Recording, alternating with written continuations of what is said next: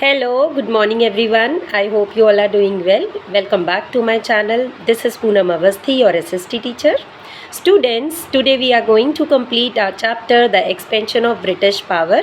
This is part 2 of the chapter. Watch the video carefully and please refer page number 13 to 19 for this part. Okay. At the end of the video, you would be getting a home task. Do that positively. And in case of any further doubt, feel free to reach out to me in the upcoming online class. So let's begin this chapter, The Expansion of British Power, Part 2. Welcome all of you in social science class. This is part 2 of history chapter 2, The Expansion of British Power. Please refer page number 13 to 19 for this part 2.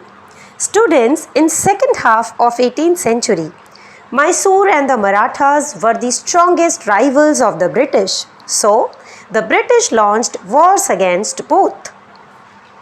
Hyder Ali and Tipu Sultan were the powerful rulers of Mysore at that time. They opposed the British. Mysore controlled a large part of the spice trade, and Tipu specially did not want the British to trade in this region. Tipu Sultan was also into close relationship to the French, and all this was not liked by the British, and between 1766 and 1799, 4 wars were fought between Mysore and the British. In 1799, in 4th Anglo-Mysore War, the British defeated Tipu Sultan and Tipu died on 4th May 1799. And students, the Marathas had become weak after their defeat in the Third Battle of Panipat in 1761. The British and the Marathas fought 3 wars. The Third Anglo-Maratha War destroyed the Maratha power completely. Students, now we are going to explore that along with the wars, the British also came up with alliances and popular policies. In 1798, Lord Wellesley became the Governor General. He acquired territories through the system of subsidiary alliance and outright wars. Under this subsidiary alliance, the British asked the rulers to accept the supremacy of the British and sign a subsidiary treaty with them. In return, the British promised to protect the ruler from internal rebellions and from attacks by his rivals.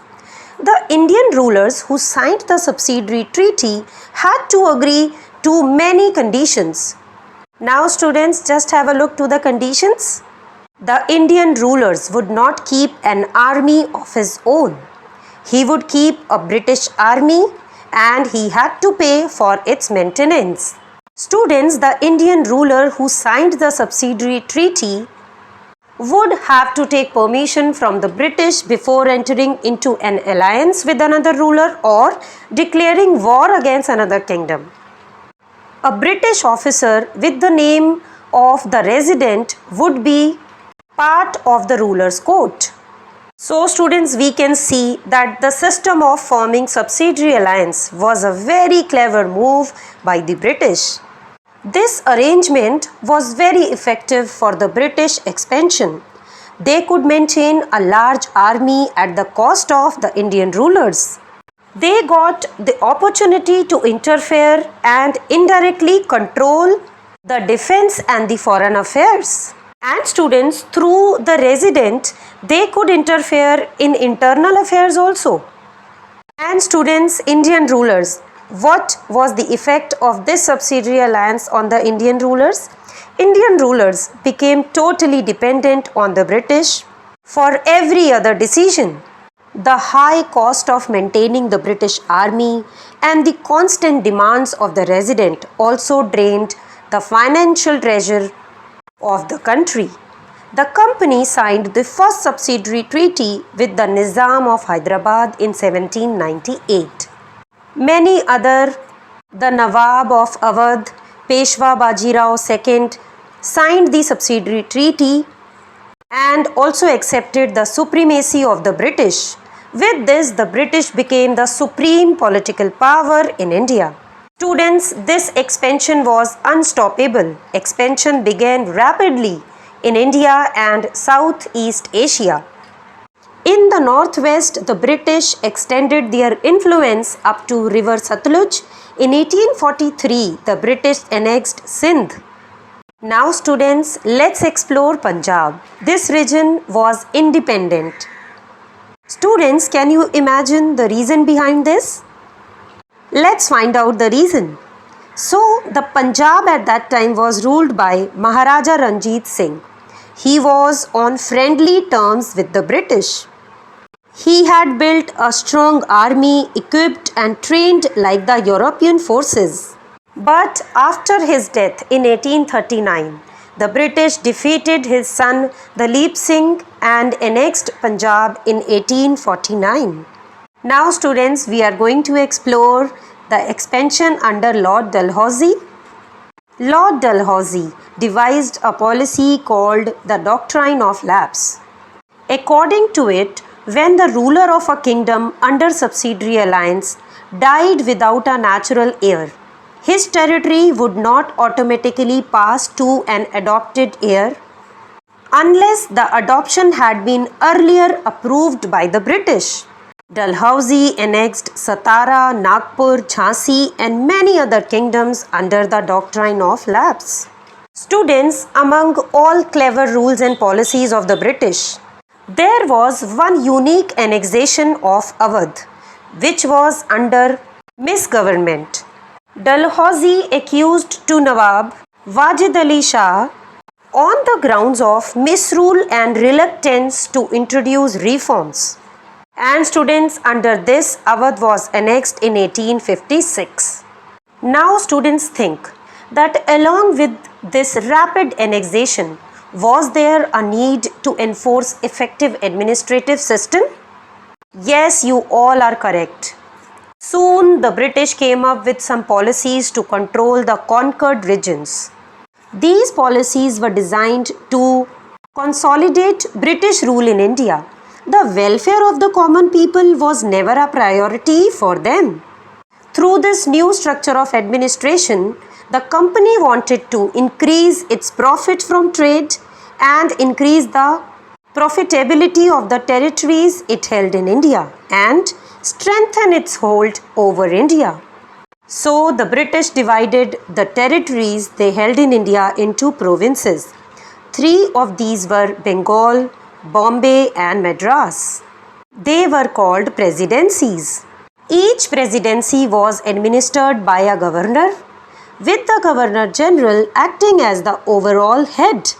The district was looked after by the collector. He used to supervise revenue collection and overall administration of the district. Now students, coming on to the day-to-day administration, 4 agencies were formed. The civil service for general administration, the army to protect the territories the British held in India, the police to maintain law and order and ensure peace, and the judiciary to dispense justice. Lord Cornwallis started the civil services to effectively administer the company's territories in India. He came up with strict regulations for the officials. He raised their salaries and linked promotions to seniorities. Many bright young men were attracted to it because of these reasons. And students, Lord Wellesley set up the Fort William College at Calcutta in 1801 to train young civil servants. Students, till 1853, the civil servants were nominated by the directors of the company.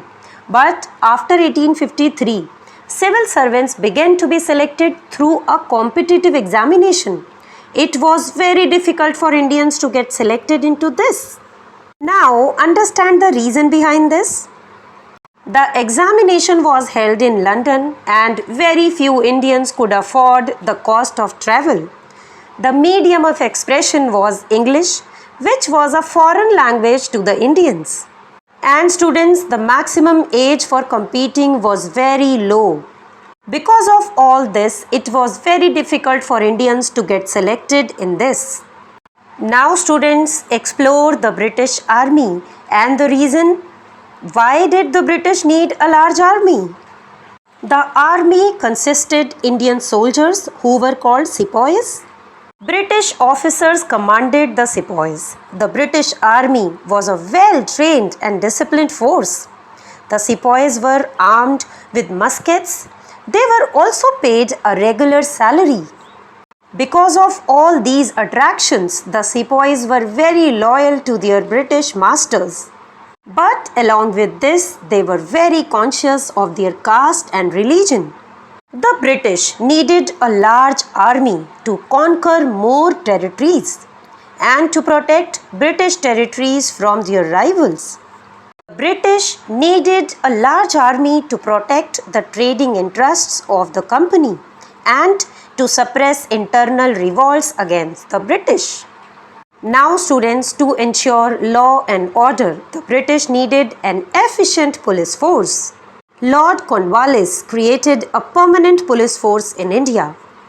Each district had many thanas, each under a daroga. Towns and villages had kotwals and chowkidars. And later the post of district superintendent of police was also created. He looked after the entire district. Students, please note down here.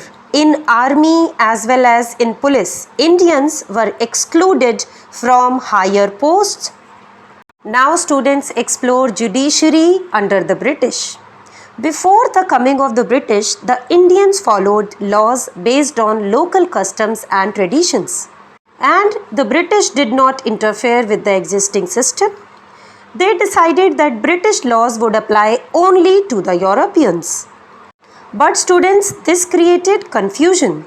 Then in 1793, the Bengal Regulation came. It stated that justice should be based on written laws and regulation instead of age-old customs and traditions. As per this, some of the Indian traditions were written down in the form of laws and regulations. This made laws uniform and easier to enforce. Warren Hastings and Lord Cornwallis gave a proper shape to the judicial setup. They set up civil courts and criminal courts at the district level. In 1833, a law commission was appointed to codify Indian laws. It compiled the Indian Penal Code (IPC) and established the principle of rule of law. Students, I hope you all remember we have studied it in lesson number 1, rule of law. It meant equality before law, as it was based on the ideal of one law for all. So students, rule of law was made at the time of British judicial system but seldom practiced. After this rule of law also, the Europeans and Indians continued to be tried in separate courts. So students, the British had come to India as traders. Soon they become rulers, and by the middle of 19th century, the British were the supreme power in India. A large part of the country was under their direct rule, and the few kingdoms that remained independent were indirectly under British influence. So India was turned into a British colony. With this, we are done with this chapter. We have seen the expansion of British power. Please have a look to the home task. Do it in a neat and organized manner in the notebook. Students, to do map skill for this chapter, refer your book and map skill book. And in case of any query or doubt, feel free to ask in the upcoming online class. This is it for today. Dear students, don't forget to like and share the video. Thank you so much for watching. Keep watching, keep learning.